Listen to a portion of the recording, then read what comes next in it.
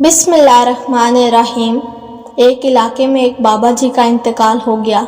جنازہ تیار ہوا اور جب اٹھا کر قبرستان جانے لگے تو ایک آدمی آگے آیا اور چارپائی کا ایک پاؤں پکڑ کر بولا، مرنے والے نے میرے 15 لاکھ روپے دینے ہیں، پہلے مجھے پیسے دے دو پھر اس کو دفن کرنے دوں گا۔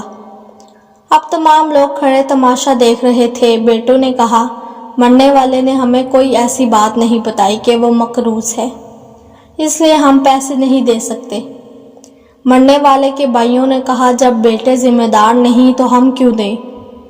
اب سارے کھڑے ہیں اور اس نے چارپائی پکڑی ہوئی ہے۔ جب بات گھر کی عورتوں تک جا پہنچی، مرنے والے کی اکلوتی بیٹی نے جب یہ بات سنی تو فوراً اپنا سارا زیور اتارا اور اپنی ساری نقد رقم جمع کر کے اس آدمی کے لیے بھجوا دی اور کہا، اللہ کے لیے یہ رقم اور زیور بیچ کر اس کی رقم رکھو اور میرے ابو کا جنازہ نہ روکو، میں مرنے سے پہلے سارا قرضہ ادا کر دوں گی، باقی رقم کا جلد بندوبست کر دوں گی۔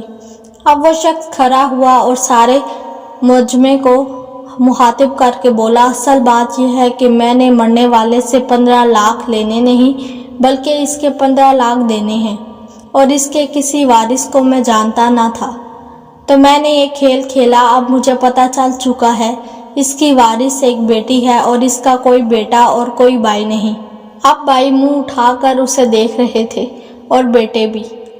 محترم دوستو، جن کی بیٹیاں ہیں بہت خوش نصیب ہیں، لہٰذا بیٹی کی پیدائش پر خوش ہونا چاہیے۔